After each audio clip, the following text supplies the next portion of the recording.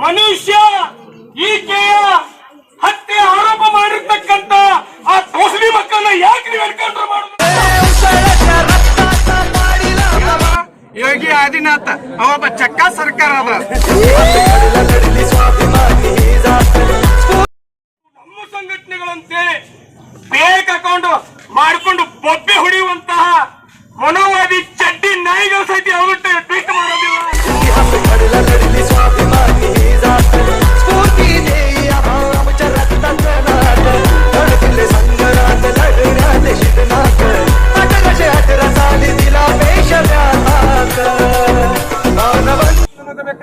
ನಾವು ಗುರಿ ಕೋಳಿ ಅಲ್ಲ ಬಲಿ ಕೊಡಾಕ ಸಿಂಹ ಹುಲಿ ದಿವಸ ಅದನ್ನ ಊಟ ಮಾಡ್ತೀವ.